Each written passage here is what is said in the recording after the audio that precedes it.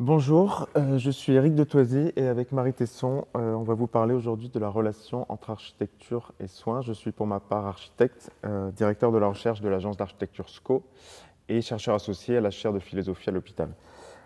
La relation entre architecture et soins, en fait, la question qu'on se pose, c'est en quoi l'architecture participe à un projet de soins, à une dynamique de soins, c'est-à-dire, pour reprendre un mot de la psy institutionnelle, quelle serait la fonction soignante de l'architecture et plus généralement de l'espace bâti du milieu.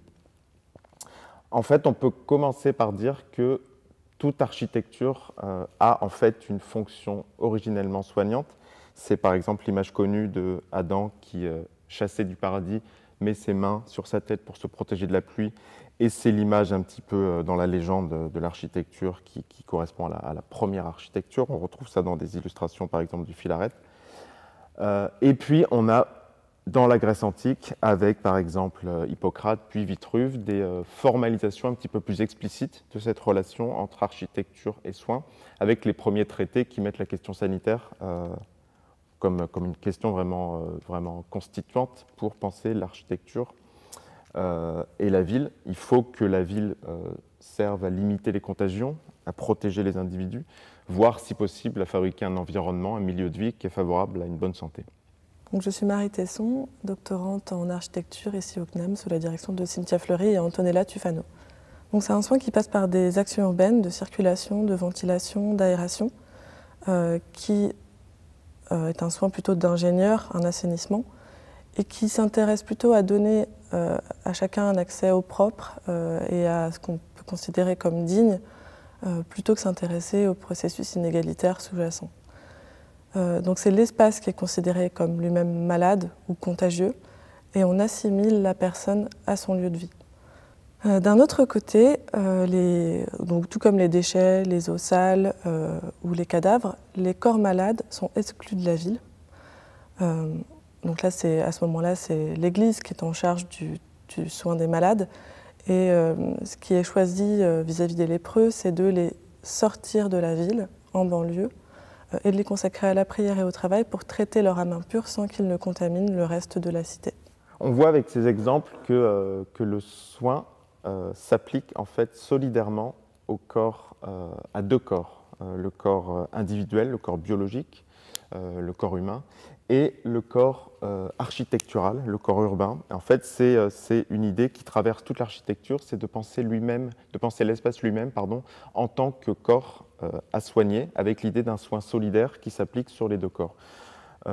Pour le bien de l'un et de l'autre, pour le bien de l'un, pour le bien de l'autre. Et ça, c'est une idée en fait qui traverse toute l'histoire de l'architecture, cette métaphore organiciste, anthropomorphique, qu'on retrouve par exemple dans des illustrations de la Renaissance, avec par exemple des très beaux dessins de Martini qui montrent cette analogie corporelle.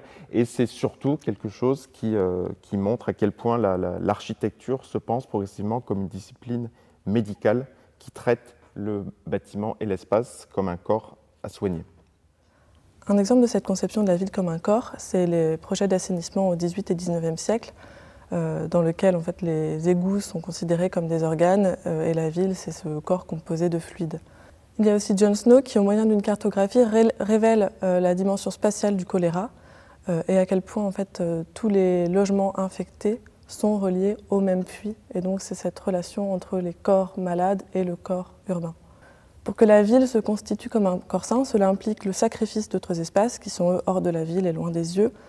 Donc ce sont des espaces qui vont eux devenir inhabitables sans forcément s'en rendre compte. On a un exemple particulièrement parlant de cette dynamique-là, qui est la plaine de Pierre-les-Bessancourt, qui a été l'espace qui a accueilli tout le sale et tout le pathogène de Paris, puisque au début, il y avait le projet sous Haussmann d'en faire une grande nécropole parisienne, et puis on a changé d'orientation pour plutôt y déverser tous les égouts, toutes les boues issues de la Seine, qui elles-mêmes étaient pleines de microbes et de métaux lourds, donc pleines de pollution.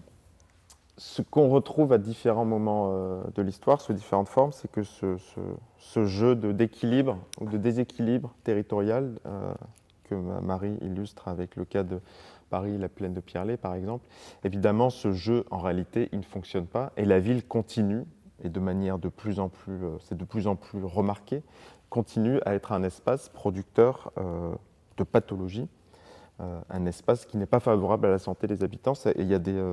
On retrouve à différents moments de l'histoire, par exemple, un moment important, c'est celui de la première topographie médicale de Paris, qui est rédigée par un médecin qui s'appelle Lachaise, après un premier exercice qui avait été fait à Marseille, dans lequel il fait la démonstration que certaines qualités urbaines sont propices à la propagation de maladies.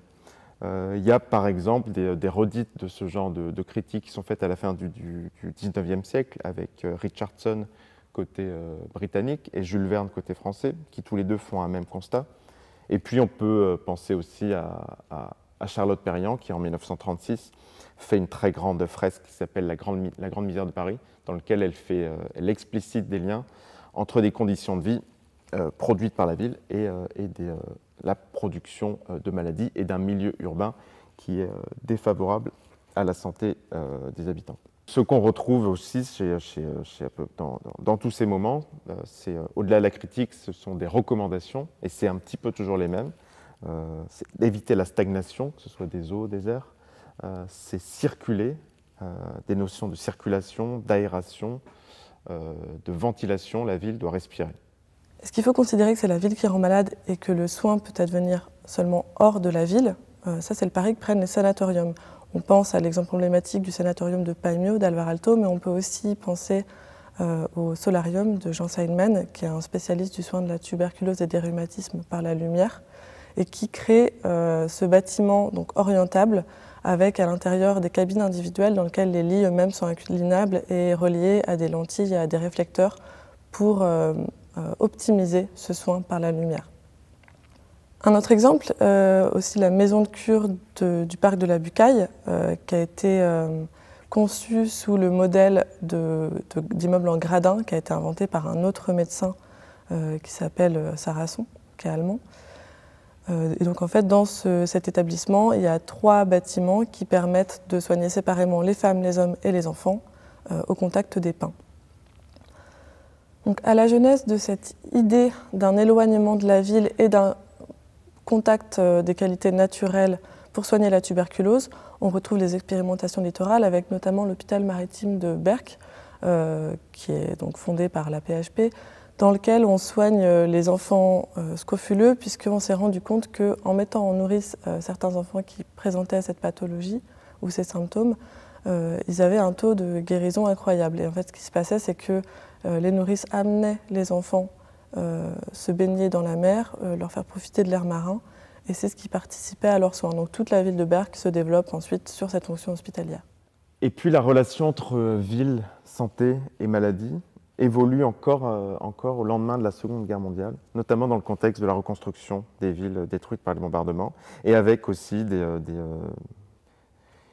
écrits comme ceux d'Alexander Mitscherlich, Psychanalyse et urbanisme, ou Henri Laborit en France, L'homme et la ville. Et on est dans des situations inédites où il y a un événement traumatique, avec un traumatisme collectif qui a touché l'ensemble de la cité. L'ensemble de la population est considérée comme vulnérable. Et par exemple, à Amsterdam, il y a des choses très intéressantes qui sont faites, par exemple, par Aldo Van Eyck, pour traiter par l'architecture ou la non-architecture les espaces qui ont été bombardés et qui gardent les traces du traumatisme collectif. Et par-delà cet événement traumatique très particulier, ce qu'on voit apparaître à ce moment-là, c'est plus généralement une critique de la ville moderne comme productrice de pathologies mentales. Donc là, il y a un glissement ou un élargissement de la relation entre ville et soins, puisqu'on commence à considérer la santé mentale dans sa relation à l'espace bâti, à l'espace architecturé. On parle notamment de sarcellite en France, qui serait une pathologie produite par les grands ensembles. Et puis, si on continue un peu l'histoire de la fin du XXe siècle, il y a encore des nouvelles situations aujourd'hui, inédites, qui se généralisent, dont Fukushima est l'exemple le plus emblématique. Donc, ce qu'on voit apparaître, c'est des territoires qui, à des échelles inédites, dans leur entièreté, sont contaminés, sont inhabitables. Donc, on est vraiment dans des productions de l'Anthropocène.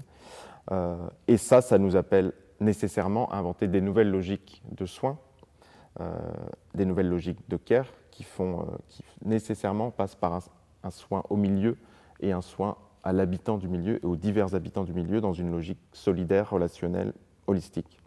Donc si on s'intéresse non plus à la ville dans son ensemble, mais aux lieux spécifiquement pensés pour le soin, on remarque que l'architecture a contribué à une distinction nette du normal, donc qui est dans la ville, et du pathologique, plutôt hors de la ville. Et on peut trouver plein d'exemples de cette mise à l'écart du malade à travers l'architecture. On a notamment les îles Lazaret, comme à Marseille ou à Venise, et des bâtiments Lazaret, comme on peut en trouver un justement dans l'hôpital maritime de Berck. Donc là, c'est un bâtiment séparé au sein de l'hôpital. Ça nous fait aussi penser à la logique asilaire. On peut prendre l'exemple de Saint-Maurice, qui est cet asile qui a été refondé par Esquirol, dans lequel il déploie tout le modèle de l'asile psychiatrique, avec cet éloignement de la ville, mais aussi ce contact direct à la nature et ce mur d'enceinte qui est assez éloigné des bâtiments, mais qui contient malgré tout les malades. Or, on sait aussi que ces mêmes années 60-70, dont on a déjà montré l'importance, elles ont aussi vu l'émergence de nouveaux lieux de soins, de nouvelles pratiques du soin, parallèlement à des grands textes parus à cette époque, comme ceux de Foucault, de Goffman ou de Canguilhem. Il y a notamment en France tout le mouvement de la psychothérapie institutionnelle, par exemple avec des lieux un petit peu emblématiques comme Laborde ou Saint-Alban. Donc c'est des lieux dans lesquels on retrouve une attention au sujet dans le processus de soins. Donc c'est un petit peu une remise en avant du care par rapport au cure dans la grille de lecture de Winnicott. Et puis surtout, ce qu'on voit apparaître d'un point de vue de l'architecture de l'espace, c'est à nouveau une attention accordée à l'espace dans un processus de soins. Donc l'espace n'est plus seulement réduit à une dimension logistique, utilitariste qu'on a pu voir dans l'hôpital moderne, mais il y a à nouveau la croyance que l'espace peut avoir un rôle dans un processus, un rôle positif dans un processus de soins. C'est ce que par exemple des gens comme Bonafé ou Houry ont appelé l'importance de l'ambiance et le fait qu'il faut soigner l'hôpital pour soigner les patients. Et probablement y a-t-il dans ces expérimentations-là quelque chose qui peut nous aider à repenser ce que serait la fonction soignante de l'architecture. Dans les années 1980-90, on est face à une quête de sens. L'architecte André Bruyère, lui, recherche à travers son architecture la tendresse. Et dans l'hôpital Charles-Foy, il conçoit le nouveau service gériatrique qui s'appelle le pavillon de l'Orbre, pour lequel il va aborder l'espace plutôt comme une continuité de la vie, plutôt que comme un espace de soins. Donc il s'entoure d'une équipe éclectique composée de philosophes, d'avocats, de biologistes. Et il demande à séjourner dans l'hôpital pendant un court temps pour mieux comprendre les pratiques des soignants et la vie des patients. Donc son espace qu'il va concevoir sur cette base est un espace qui prône la variété. Donc on va s'appuyer sur les 5 sens, sur le corps, pour essayer de développer différents rapports à la lumière, aux odeurs, au parcours et aux ambiances. Et ça, c'est quelque chose qu'on retrouve dans le centre de jour L'Adamant, qui est une annexe de l'hôpital Saint-Maurice, dans lequel un rapport horizontal, ou en tout cas le plus horizontal possible, est composé entre les patients et les soignants,